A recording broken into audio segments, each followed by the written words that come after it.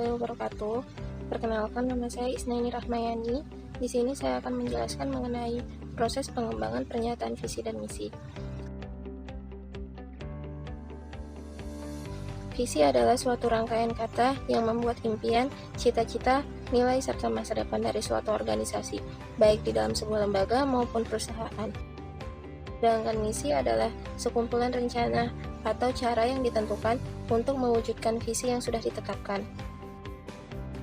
Proses pengembangan pernyataan visi dan misi diantaranya yaitu yang pertama, memilih beberapa artikel mengenai pernyataan ini dan meminta semua manajer untuk membacanya sebagai informasi latar.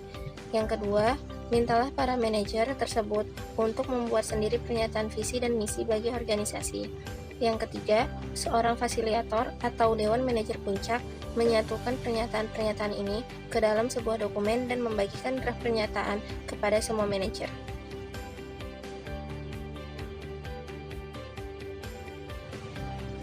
King dan Cleland merekomendasikan agar organisasi secara cermat dan hati-hati mengembangkan sebuah pernyataan misi tertulis untuk mendapatkan keuntungan-keuntungan sebagai berikut.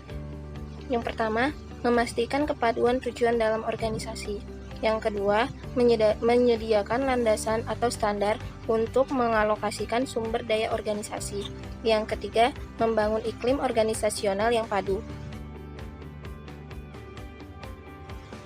Yang keempat, menjadi titik fokus bagi individu-individu agar sejalan dengan maksud dan arah organisasi, serta menghambat mereka yang tidak demikian dari kemungkinan untuk berpartisipasi lebih jauh dalam berbagai aktivitas organisasi.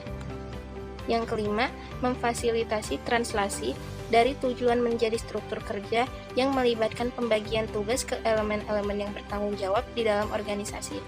Yang keenam, menjelaskan maksud-maksud organisasional dan kemudian mentranslasikan berbagai maksud ini ke dalam tujuan sedemikian rupa sehingga parameter biaya, waktu, dan kinerja dapat dinilai dan dikontrol.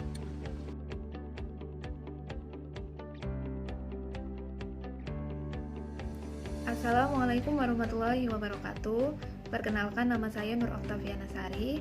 Di sini saya akan menjelaskan yaitu mengenai manfaat visi dan misi. Adapun manfaat visi itu ada 4. Yang pertama yaitu menjadi sesuatu yang dapat membangun imajinasi bersama dalam meraih keberhasilan bersama, baik saat ini maupun di masa yang akan datang. Yang kedua, mampu membuat peningkatan standar kerja yang lebih baik. Yang ketiga, yaitu mampu menumbuhkan dan meningkatkan perasaan tanggung jawab dan kinerja dalam bekerja. Dan yang terakhir, yang keempat, yaitu mampu menumbuhkan dan meningkatkan rasa bersama perusahaan kepada karyawan. Nah, untuk selanjutnya yaitu manfaat misi.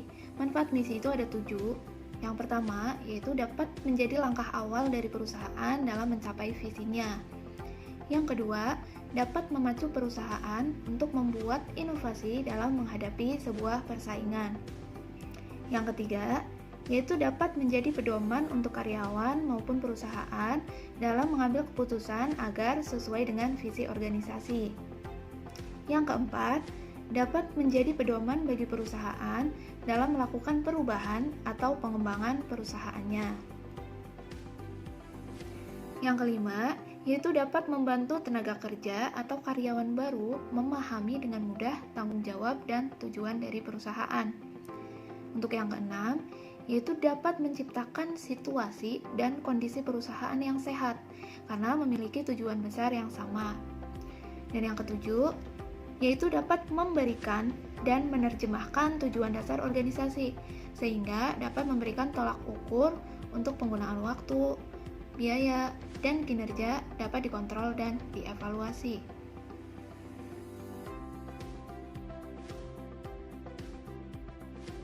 Assalamualaikum warahmatullahi wabarakatuh. Nama saya Muhammad Ibn Solihin. Izin melanjutkan materi sebelumnya. Karakteristik pernyataan misi. 1. Deklarasi sikap. Pernyataan misi merupakan deklarasi sikap dan pandangan.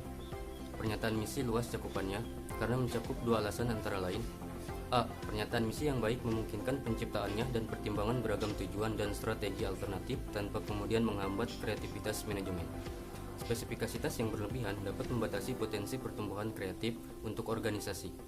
B. Suatu pernyataan misi perlu luas agar dapat secara efektif merekonsiliasi perbedaan di kalangan dan menarik bagi para pemangku kepentingan atau stakeholder, yaitu individu-individu dan kelompok-kelompok individu yang memiliki kepentingan atau tuntutan khusus pada perusahaan. 2. Orientasi konsumen. Sebuah pernyataan misi yang baik mendeskripsikan maksud, konsumen, produk atau jasa, pasar, filosofi, dan teknologi dasar suatu organisasi. Menurut Bernd McGuinness, pernyataan misi seharusnya A.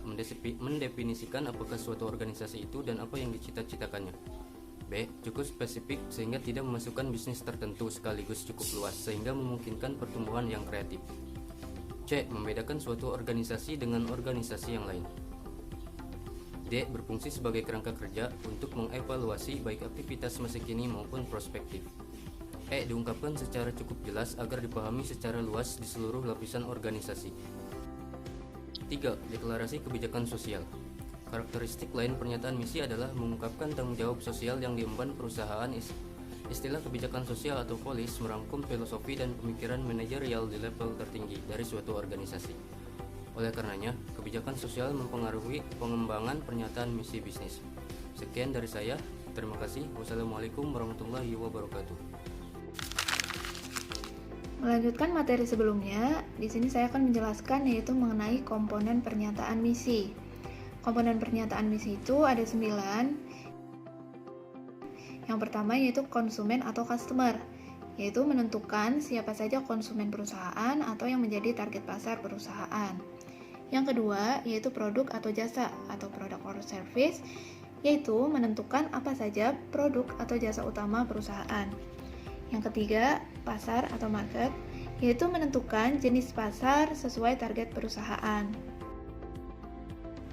Untuk yang keempat, yaitu ada teknologi atau teknologi, yaitu menentukan teknologi yang diterapkan untuk mencapai tujuan organisasi.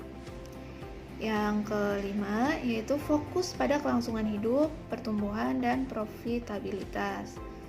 Untuk yang keenam, yaitu filosofi atau filosofi, yaitu menerapkan keyakinan, nilai, aspirasi, dan prioritas etis dasar perusahaan.